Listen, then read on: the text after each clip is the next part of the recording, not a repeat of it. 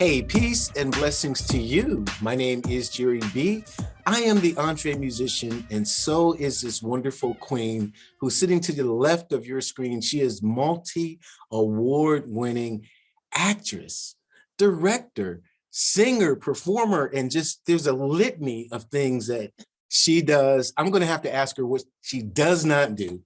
She's worked with people like Richie Sambora.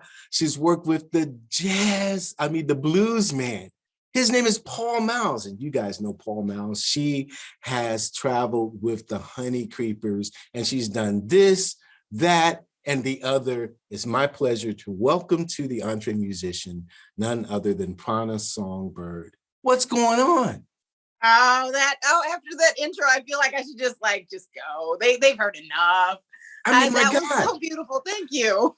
Let's start there. What haven't you done? My God, your IMDb page. I mean, come on. What haven't I done? Let's see. I'd love to learn how to fly. Okay. I would love to add a pilot to that list. I'm sure you can. With the things that I've seen, as you know, I talked with Marlene. Shout out to Marlene for really japping you up and saying, Jerry, you got to get Prana on the show. And I said, absolutely. And then I went into this research mode. And I mean, Jiminy, Randy Stevens you've worked with?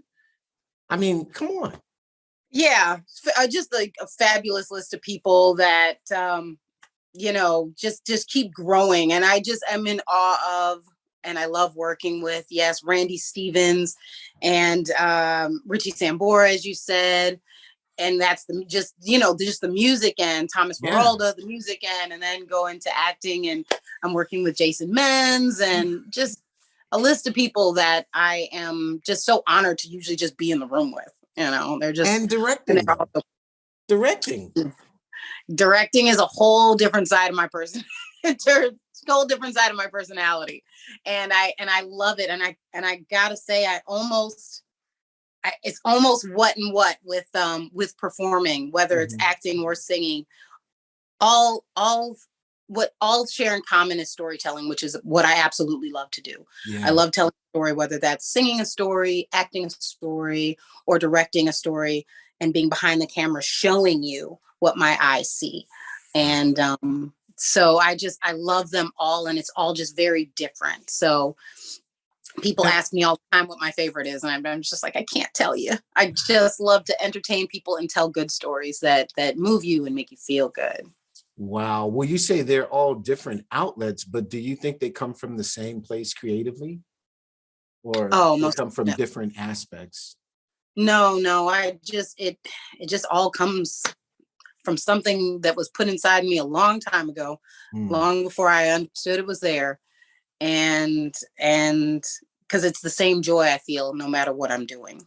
It's the same joy. When did you know it was there? Like you knew this is the path? When did I know it was? I knew there was a desire when I was a child. When I was a child, I loved it. And made a comment to a family member saying that, I would really like to get into acting.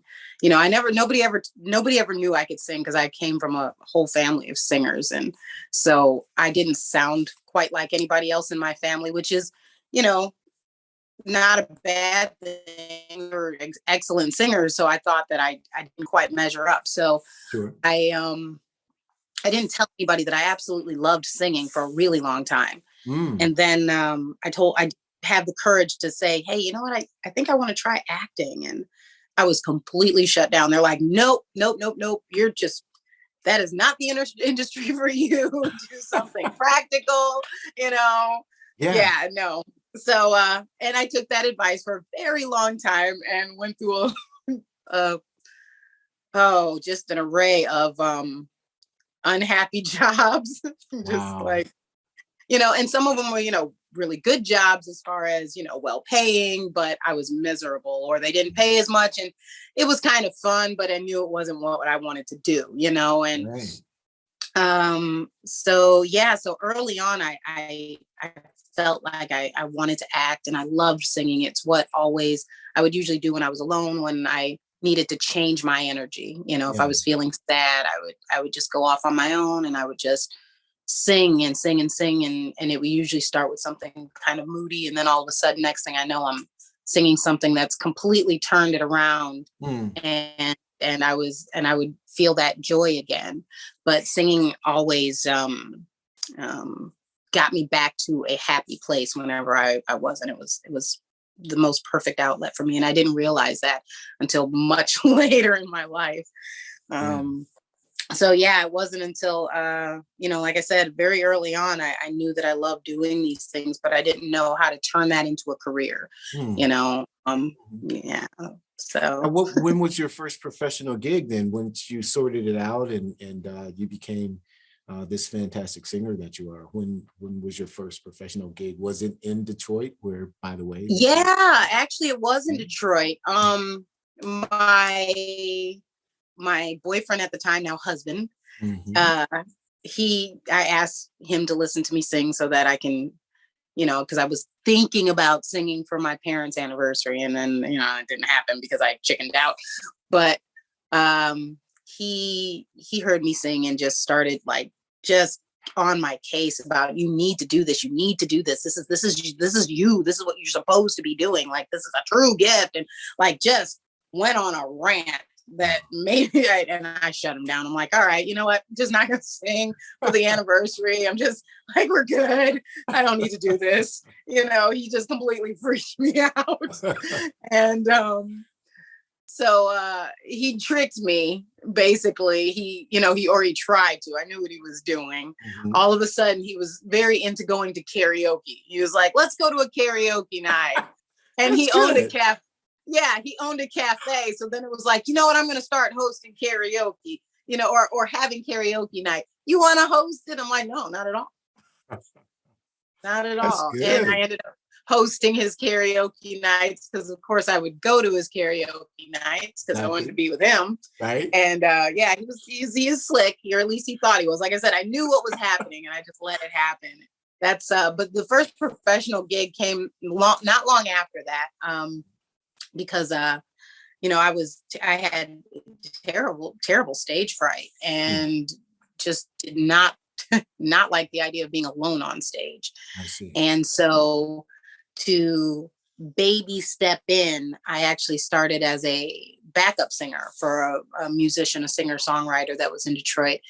And the girl that I was singing backup with, she was just perfect. You know, Mm, I wow, was amazed by her talent. She is a um, classically trained operatic soprano, mhm. and her voice and mine were just polar opposite. And so when we Wow. came together, not only was this huge of just sound, Yeah, right. but she is also as goofy and, you know, just fun. You know, her crazy matched my crazy, where we're just like a bunch of silly, giggly, like cracking up over the dumbest stuff. And so she became such a great friend, and that was incredibly helpful to me at the time, because like I said, I was terrified to be alone on stage, and Mm, now I wasn't just another person on stage with these other people who were way more experienced than I am, but I was on stage with a friend. And so we would go and pick out costumes together, we would practice dance moves together, and, you know, have slumber parties where we would do this stuff together. And she taught me how to do makeup, and, you know, what hair gel to use, and just everything, you know. And she is awesome. She's an awesome friend. Her name is Amber Candace Tomlin now, because she is married. mhm. But yeah, she's still just a ball of energy and talent. And I learned a lot from her early on, but she was who I did my first professional gigs with as a backup singer. And then little by slow, my husband started, at the time boyfriend, was Yeah. you know, still like, yeah, how about, you know, you do one song on your own, how about you do this, I mean, you know. Yeah. And next thing you know, I'm the center stage. Um and then I don't know, it's all uphill and downhill and uphill and down again, because Yeah. it's a roller coaster all the Absolutely. time. That's what this industry is. But it's interesting that you tell us about your days in the Motor City, but your Motown roots go deeper than just you living there or being born in Detroit. Isn't that right? A little bit deeper. Yeah, a little Yeah. bit deeper. Are you talking about my grandfather? Yeah. Yeah. Yeah, my gramps. His name was Gilbert E. Martin, and just wow, a man that I will miss until I see him again. And he would tell me the wildest, most fabulous stories. And yeah, he actually wrote some songs for Berry Gordy, and but that wasn't I think it was something that he enjoyed doing. It's one of those things. He was a jack of all trades, but he was actually a master carpenter and architect. And the man, he's one of those people who can't sit still. Anything he put his hands on, Had to make it happen. It worked. It worked. He's crazy amazing. And so yeah, he wrote some songs for Motown, and it's really funny. He won't tell us which ones. He couldn't. Yeah, he was so mysterious about it. So was he a ghostwriter? Was he a ghostwriter for? I guess so. And so yeah, but he would tell us these crazy stories. And then I had cousins who traveled with the Motown crew. They traveled with the likes of Stevie Wonder, and the story behind them was that Berry Gordy sent them back home to their mama because they were just too wild for him on the road. And that's all I'm basically allowed to say about that. One of my favorite autobiographies is To Be Loved by Berry Gordy, and I don't think he mentioned anything about sending family members home, but well, would you want to admit that there was like 2 twin boys that were just way too rowdy for the bus?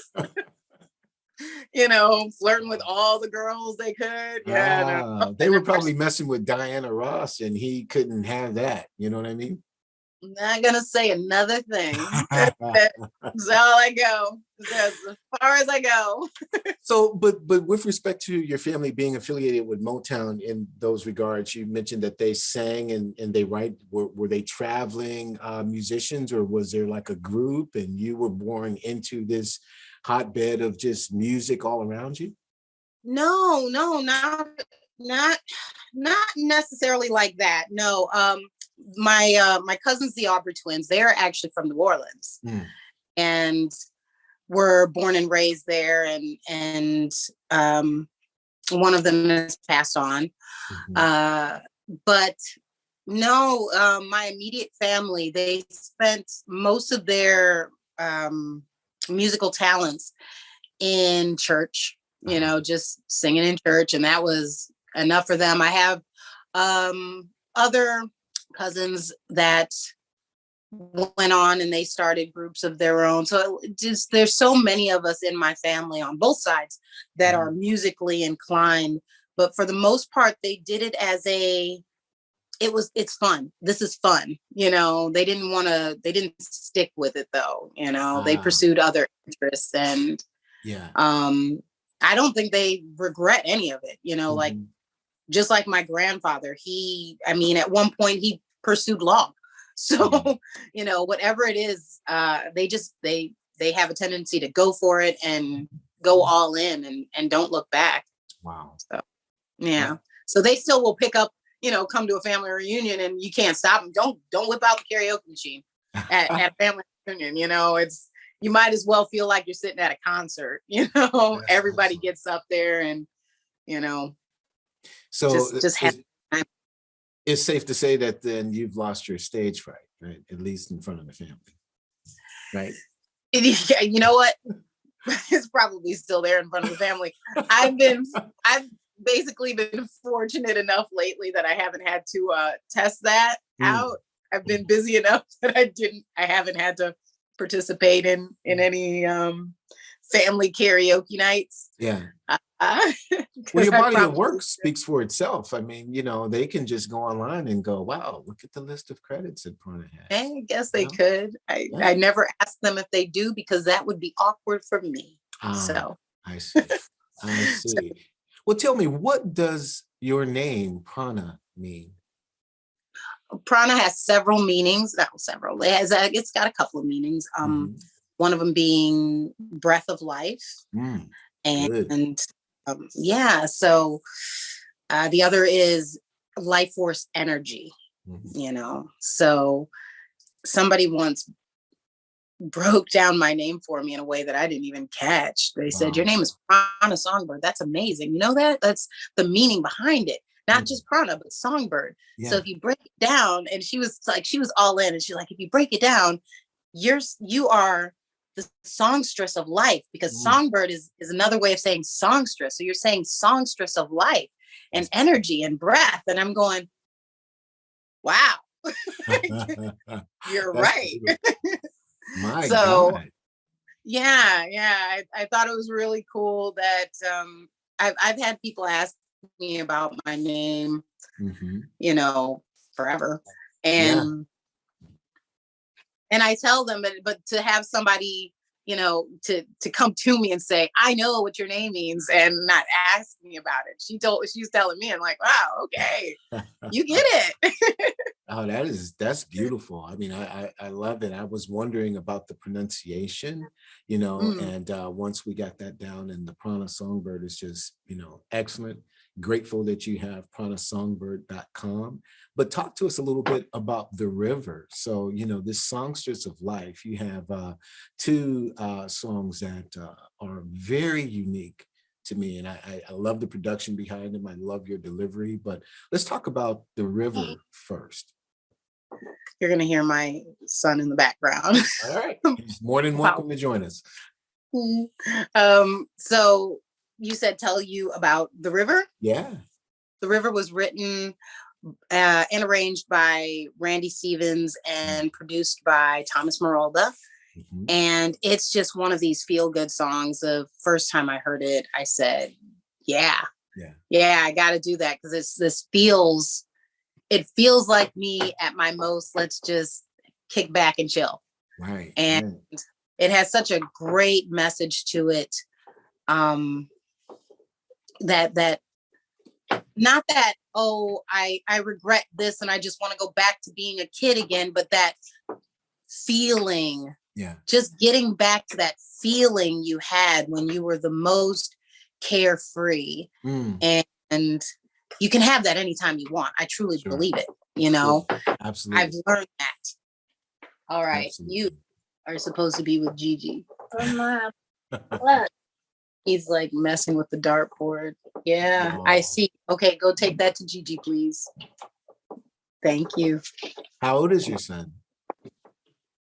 4. Oh, 4. How you doing, man? Hello. This How is the are first you? interview he's ever been on, and it'll be the last for a long time. I don't Thank know. We'll be you. interviewing him in 20 years, right? Oh, probably sooner than that. Probably sooner than that. He's already a showboat, a ham, and he loves to dance. He loves to sing. Wow. Uh, he tries to sing me lullabies Mm. when he's trying to sneak off. So he's like, "I'm gonna sing you a lullaby. Go to sleep," and he'll pet me. Go to sleep. Go to Oh. sleep. And I'm like, "You're not gonna cause me to." So you go to sleep, he can still play. I mean, I get it. And then he Right? gets to play. So he's adorable and he's funny. Now, is Um, he in the video for the river? Because you have these he wonderful is kids, and yeah, actually. yeah, good. Yeah, another slick move by my husband. "Oh, Uh-huh. just let him play with the other kids." And I'm That's like, right. eh. Yeah, so Yeah. he's in there. He wasn't even, none of the kids there were really conscious of the camera being there Mhm. once we really got started. They were all just having such a great time, and we got them all sugared up. Filming Ah. the river was a blast. We, Yeah. I love being out in nature. I absolutely love being in nature. I love being by running water. And So to be able to film out there and film with all of these really cute and cool kids that were just running around, eating icy pops and, you know, Just having the time of snacking their and lives. splashing. Yeah, you know, we brought all these toys out there. Some of them brought toys. We had, yeah, just a ton. I can't remember how many children actually showed up to that Yeah. shoot, but we brought Archer because we were filming in northern Georgia. Mm-hmm. And so we brought Archer with us. It was this gorgeous ranch that was just smack in the middle of, I don't know where. It just, you pull on and all of a sudden there's this really sweet like barn that they had decorated and gorgeous house. They had a pond, and then you walk a ways down, and the river just ran through and behind their house and off, and you could just follow it for miles. Wow. And we walked until we found a spot that really just like called to us, and it was cool because these two massive trees had fallen over the river, and so the kids were all playing on one and I was walking back and forth on the other. And it was great. It was a great time filming. And I was really happy that he got to be a part of it, you know, and every now and again, he just points himself out. Yeah, I tell you what, I mean, you know, it really captured the mood of the song as well. I think whoever the videographer was, I don't know, I apologize, but whoever he or she was did a wonderful job of marrying the imagery with the lyrics and the beat. It was just fantastic. That would actually be Eric Crayfeld. All right. Eric Crayfeld of Get TV. Oh man, fantastic job. So tell me about working with Richie Sambora on Listen Like His Gospel. I mean, what an experience that must have been. Oh my gosh, the talent. Just once again, I'm so blessed, and I know that I am incredibly blessed to be where I am right now and to get to work with such talented people like Richie Sambora. And when I knew that's that person, that I mean, I grew up listening to Bon Jovi. I still listen to Bon Jovi. It's my karaoke go-to. Type band. You know? Yeah, absolutely. And so Richie Sambora just has, oh wow, the energy that guitar brings. It just, so yes, it was amazing. It was an amazing experience. And same with working with Thomas Marolda, who you know, has worked with so many of the artists that, you know, I grew up listening to. Right. And so I was actually really nervous about working with both of them because, you know, right off, I didn't realize like that stage fright just kind of came back. I wasn't even going on stage, and there it was, because I'm thinking, holy smokes, these people have worked with so many people that are, Bruno Mars, Mariah Carey, you know, it's just, the list goes on and on and on. And so I immediately go into my head like, oh my gosh, they're going to compare me to these other artists. And I don't think that I'm going to measure up, you know, like, you know, like that doubt creeps in, you know, that doubt creeps in. And something that I have actually been learning to get past too. It's not about comparison. It's about who I am and what I do, and you like it or you don't. And your opinion is yours. It's all your own. It's not going to stop me from doing what I'm doing. That's right. So, and I quickly came to that understanding, especially after working with Thomas Marolda and Richie Sambora, because with Mr. Marolda, I just felt so comfortable so quickly. Talking with him was just easy. I was surprised. I was just really surprised at how at ease I felt so quickly, you know, when it was finally like, oh, I'm going to meet him. I'm going to talk to him. And then it was like, it's like talking with you. You're just easy to talk to, you know. And he was very, very sweet and very complimentary and very, you know, wanting to get my feedback on the music itself and hear my ideas. So it was great. It was a great partnership making this, you know, or adding me into this this music. Yeah. And absolutely. Yeah, so it was cool. It was beyond cool. And I can't wait to do it again. Every time I get to work on something with Mr. Meralda, I'm very excited. Yeah. I can imagine. I can absolutely imagine. He's a legend and the best at what he does. Hmm. Now, how would you describe your music? It is very unique, and it's a potpourri, a blend, a Potpourri. stew, a It's a gumbo. yes, a gumbo. It's a It is gumbo. a Yeah, gumbo. Gotta go back to being, I'm Creole. It's a gumbo. yes, a And gumbo. Is that how I you would describe your music? eclectic, crossover. Yeah, all of the everything you said. I love potpourri. That's a new one. I'm going to use it. So You're welcome. You're welcome. thank you for that. The potpourri Yeah. of sounds and genres. And yes, I love that. Yeah. But yes, I would describe it in all of those ways because of my upbringing. Yes, I was born and most of my childhood was spent in Detroit, but there was a huge part of my childhood that uh was spent right outside of New Orleans Mm, in a really tiny town that was all kind of country. wow. And I loved it. I thought I was going to, I was afraid of it, to be honest. When they said, oh, you're going to leave Detroit and, my family's here. You can't take me. I did the whole thing. I did the whole thing. You're ruining my life, but everything, it's drama all over. So And now then I get I have to ask, because who did this to you that you were doing my all this parents. crying? Oh, My parents, they moved me out of Detroit when I was a kid. I'm going, I no, see. you can't do this. You can't do this. But I'm so glad they did. I love Detroit. I really do. And I have a lot of family there. I have Yeah. tons of family. And so I'm always, I'm always ready to go back to Detroit because there's always somebody to hang out with and after work is over with. And but yeah, my mother's side is from Louisiana.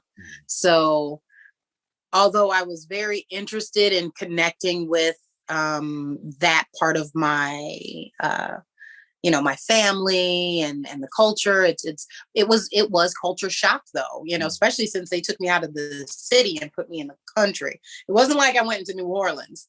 I didn't go right. We visited New Orleans on the weekend because I had family in New Orleans, but we lived in this really small town, and I swear if you blinked while driving through it, you missed more than half of it. So it was it. But it was this gorgeous little town where everybody knew your name, everybody knew all your family. So when I got there, I remember walking with my mom, and a man comes up and was like, well, if you're not the spitting image of your uncle, I don't know who you are. And he starts talking to me. And I'm like, Mom, stranger danger. This is weird. Who is this guy? Do you know him? And she's like, shush, shush, and I'm like, but Mom, he knows our uncle, and Right. she was super embarrassed by my behavior, but I'm like, you don't just talk to any random person on the road. You told me, don't talk to strangers. I took that seriously, that advice. Exactly. And so now this man that I've never met has approached us and knows, not only like has the nerve to talk to us, but knows our family history. How does he know us? It was crazy. It was a crazy experience. And I quickly though fell in love with country life. I quickly fell in love once I realized that I didn't have to jump at every cricket, chirping under the under the window, like every twig that snapped in the bushes. I'm just like, oh, what is that? Like it's a lizard, but and so it was a pretty fun experience, suddenly being there and exploring. Yeah. Just exploring. So when you hear my music, you hear a little bit of you hear a little bit of the bayou. You hear, you hear that Motown, you hear not necessarily I think you feel the energy of Zydeco. You know what I mean? I do. You know, Yeah. and so sometimes you'll hear a little bit of country, you'll hear a little bit of jazz, you'll hear a little bit of rock. Yeah. Because I grew up with all of it, with my mom from the South and my father from the North. Right. You know, right. I listened to everything in between. They made sure that everything was played in our household. That's absolutely. Which I am incredibly grateful to them for. You know, it really opened up my ears and eyes to so many different genres so early on. Now, you've also lived in California. Did we hear is there some California thrown in there? Is there some Florida thrown in there? Let's see. Florida is I think my sound was pretty solid by the time I hit Florida. Oh, you know what? I take that back because I was very influenced by my band, the Honey Creepers. When I was performing with the Honey Creepers, we were all over Florida, and yeah, they are so different too. My bandmates, I had John R. Butler, who is this really talented singer-songwriter. You know, he just comes up with the best stories to sing. Wow. And I love working with him because, you know, his stories ranged from bring a tear to your eye to have you bust a gut laughing. Like, you know, just pick a topic, he can write about it. He can, you know, and it's just from the mind of John R. Butler is what I say. Like when he would bring something to him, like, and that is all you. And he's like, oh, but I wrote this so you could sing it. And I'm going, all right, let's see what character I'm playing this week, you know? and it was fun because I literally got to play different characters. My dad, the first time he heard me performing one of his songs, he was like, where did this vampy woman come from? And I went, I don't know, somebody that John wrote. And I just played her, you know, and so I would play vampy. And then there's, you know, yes, those, he wrote some ballads that, like I said, you know, I enjoyed singing them so much that I don't know, just, that feeling that you get. There was some, you know, Bridge to Sanibel was one of them. And it just really just describes this place in time where this person is just, once again, in awe of the beauty of sun, the skyline and the water. And as you're just driving across this bridge. And the way he wrote it was, it's just so touching. And then he wrote something that we affectionately called the Stalker Song, and where I get to play the stalker. And it was once again really well done. It's like, how do you write these things? How do you turn this into a song, this idea, this story? How do you make it into a song? And you know, and it was fun performing them, especially performing them live. You know, people really got into the Stalker Song a little too much for me sometimes, but it was the character. And then Randy, oh my gosh, Randy, he is our bass player, and he plays electric bass, upright bass, and he plays the trumpet. And he actually was teaching trumpet at one point, you know, and he plays piano too. Oh my gosh, yeah. Randy, just like give him an instrument and let him go. Or in Randy's case, give him two instruments, because this man would go up on stage and he would play the bass and the trumpet at the same time. You know, during a couple of our songs, you know, he's like, it needs a little bit more. I think it needs the trumpet. And the first time he said, you know, he wants to add trumpet on a song, we were like, well, that's great, but you know, we can't perform it live because we need to go find somebody to play the trumpet, you know? He said, watch me. Watch he really did.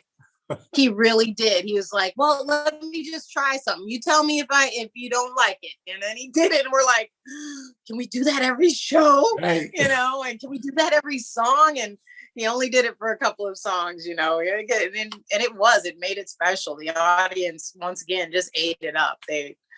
You know, so I was very influenced because John is, like I said, more singer-songwriter, a little bit of folk. And Randy was very much into like blues and jazz And he randomly at some point in his youth played in a polka band. So once again, potpourri. Potpourri.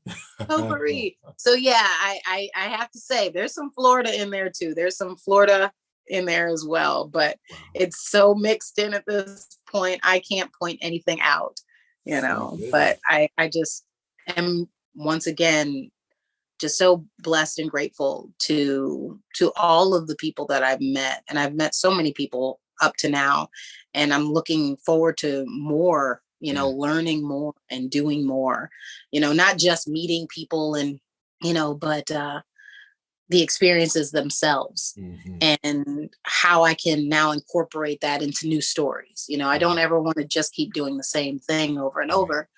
So I'm excited for what the future holds. I actually just got out of the studio just a little while ago and laid down my first Christmas song. So yeah, I'm excited about that. That's new. Will that be out this year? This Christmas? It's gonna subtly slip in this Christmas, this holiday season, Very cool. And yeah, it's Baby It's Cold Outside. And you will get to see, like I said, you'll get to see characters with this song. It's a definite character song. I don't know how much I can tell you about it, to be honest. So there's a video attached as well, or is it just the... There's a video coming. There will be a video coming.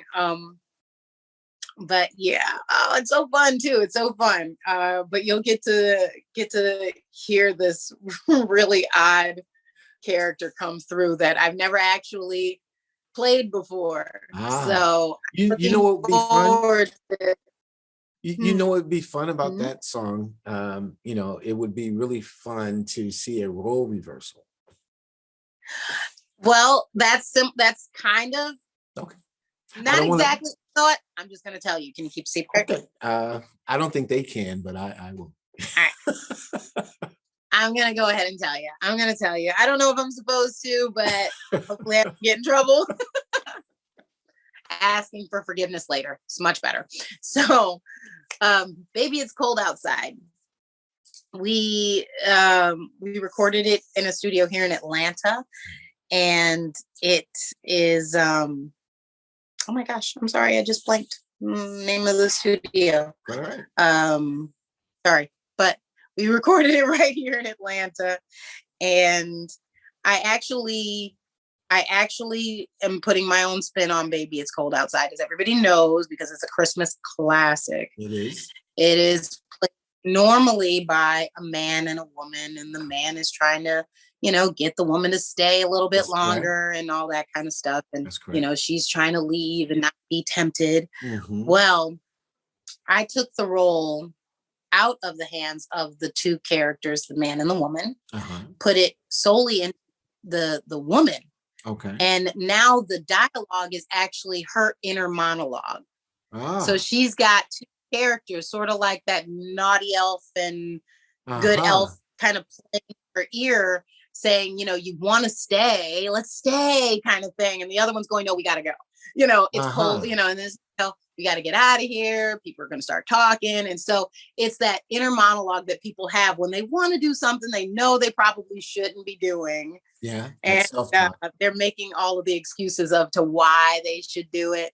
So that's what that was my spin on Baby It's Cold Outside. So you're actually going to see me or hear me and eventually see me playing two different characters inside of my own head. So it should be pretty fun. I love the way that you're taking the acting approach into your music. That's that's double dipping, and you're doing a great job with it. It's a double dipping. It is. Because I've seen the snippets of the film that you were in. I think you won what the film itself won Best Drama.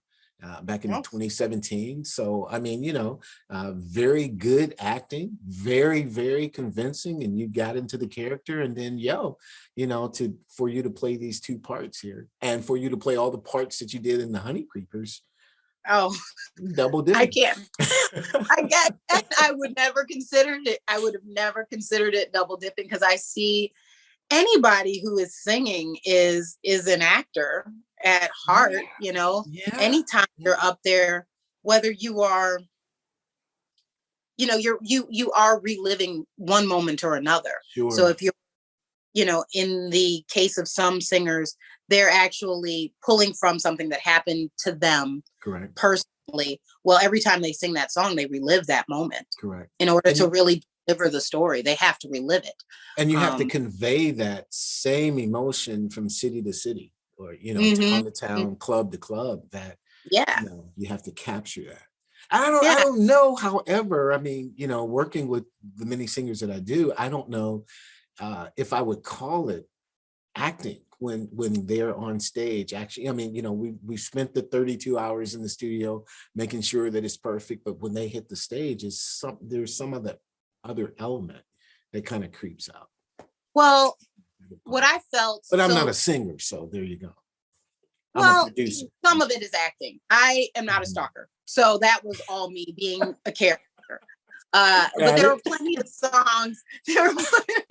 Well, maybe I am a little bit of a stalker, but anyway, we're gonna get past that. Right. You know, the attorneys are working that out. You know, it's all good. It's all good. It's gonna be fine.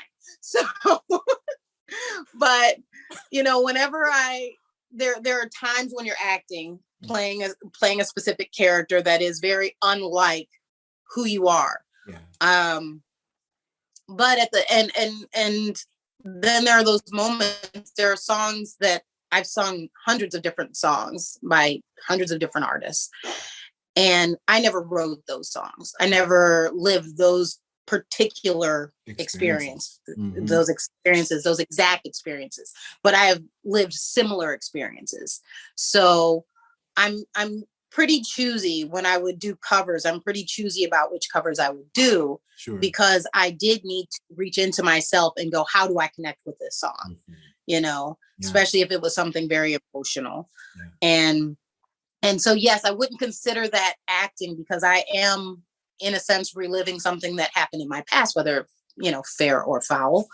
And, you know, it is something different. It is something different, you know, between that versus being a character. So, you know, a lot of the singers that are out there, you know, we're very fortunate that we have tons of singer-songwriters that they can put down an experience that they've had or a thought or whatever, and then go out there and perform it as well. So for them, it's definitely not an acting thing, you know? Right. Now, who's your favorite singer? Do you have a favorite singer? No, it just depends on many?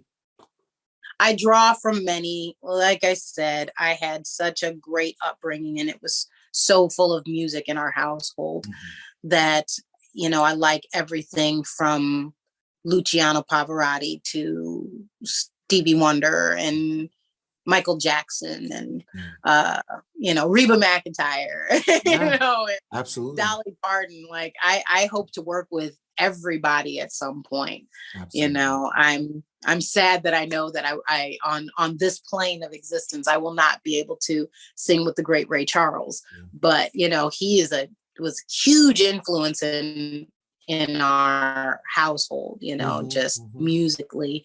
We were always playing, you know, that type of music, you know, and specifically his music. You know, we played almost every one of his songs in our house on repeat, you know. Oh yeah. So I don't have it. I just have a love of greatness, you know, those artists who just took it to another level. Prince, he's one. There you go. You know, like I said, Prince, Michael Jackson, Ray Charles, and then, you know, hit the country circuit, and nobody sings a story like, you know, Dolly Parton. That's right. And Reba McEntire, Garth Brooks, Randy Travis. Yeah.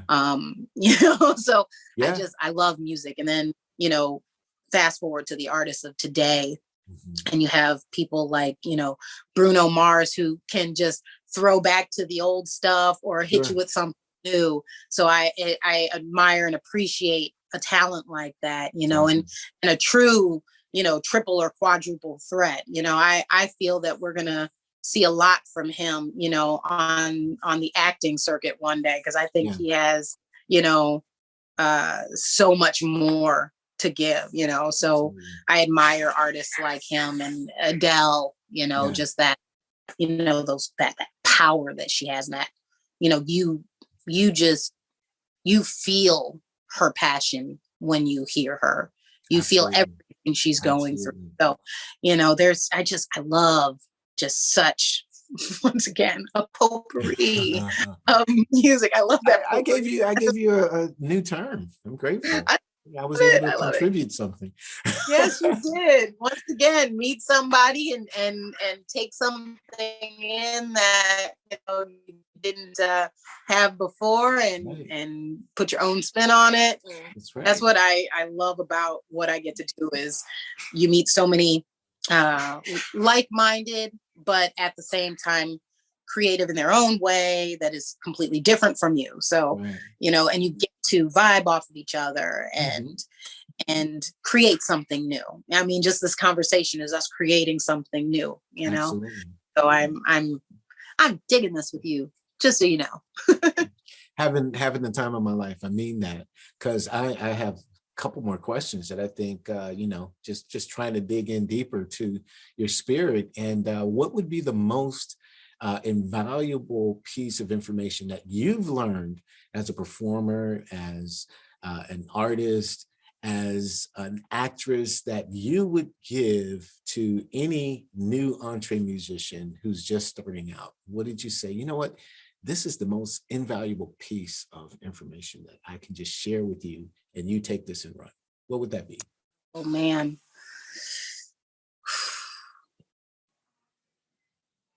You're not alone is one of the big ones, and that the fear that you're feeling is just an obstacle. It's just an enemy in your own head trying to keep you back, That's good. and you don't need anything but your own faith to get you through that. It took me years. It took me years to get over my stage fright and social anxiety. Um, and I had people putting things in front of me, offering me beverages or drugs and whatever else. And I told a person that I admired greatly, if I can't do this sober, I shouldn't be doing this. Absolutely. But I wanted so badly to do it. I wanted so badly to do it that you think you're missing out on something, or this is going to get to the next level. Yeah. It's not gonna, and it's not. It really isn't. You can, it might take you longer. It might not take you as long as you think. If you can just, like I say, fall back on your faith and fall back on somebody who's going to support you in a healthy way, whether that's a spouse or a parent or a publicist is always a good thing. Marlene is such a great person. So to be an advocate for you, you don't have to you don't have to worry so much. You don't have to worry so much when you can do those things. That's fantastic. Now, what did you think when Marlene set this conversation up, that there was going to be a question that I asked you and I haven't asked it yet, and you're going, I need to answer this question. So can you answer the unasked question that you were anticipating and I did not ask? I'm going to say, yes, I can. And the answer is, my son put these stickers up here, and I decided to leave them there just because I thought it could add color to the background. And you thought I would ask? An asked question. So I blew it completely. I just figured, hey, that's part of the decor. Roll with it, right? Yeah, I did. I noticed it. I noticed it, and I'm like, I should probably take that down. But it's amazing what you'll what changes you make when you have a 4-year-old running around. You catch yourself doing all kind of ridiculous things in public too. in Yeah. public will have me doing all kind of ridiculous things. And so I'm like, you know what, I'm going to leave these stickers up because, you know, he put them there for me. That's absolutely So excellent. Well, I'm glad at least that you had an answer for it, because sometimes I'll ask a guest and they'll have, no idea because, hey, we've talked through this, that, and the other. And I certainly, completely, thoroughly, truly am grateful, not only for the opportunity to have this conversation with you, but hoping and trusting it would lead to the next and the next and the next. And I want Marlene to come on. I mean, we've been hitting and missing as far as our schedules are concerned. And she's gone through so many things that we've been praying about and whatnot, but she is genuine. And you are very, very, very, I don't want to say lucky, blessed to have her as your publicist. I am. I certainly appreciate you hanging out with us. And I'm sure you have a final word that you would want to give everyone who's watching today. What would you say to them? Everyone who's watching, just or listening, I should say, or listening, watching, listening. Yeah. Keep following. If you enjoy me a little bit, I think you'll continue to enjoy me in the future. I've got some fun stuff coming up. I've got a Christmas song that I'm releasing, as I said, and I'm also releasing in the beginning of the year, right in January. There will be a song called Confetti that's also a Thomas Meralda collaboration, and it's it's gonna blow your socks off. And it's completely different, once again, from The River and from Listen Like It's Gospel. It's just another side of my personality. And yeah, so follow me on Instagram, Prana_Songbird, all that jazz, All that jazz. And please visit the website. We have the website at the top of the screen for you to copy down. And just bum rush her. Let her know that you heard her, that you watched her on the Entre Musician. Let her know that you fell in love with her wonderful son, whom we'll be interviewing in 10 years or so. And check out the music. Check out her IMDb page, DB page. I mispronounced that terribly, but check the page out and follow her. So I'm grateful to know her. She's my new best friend. This is Prana Songbird. She's an Entre Musician. My name is Jere B. I'm an Entre Musician, but you know what? So are you. We will see you again next time. God bless.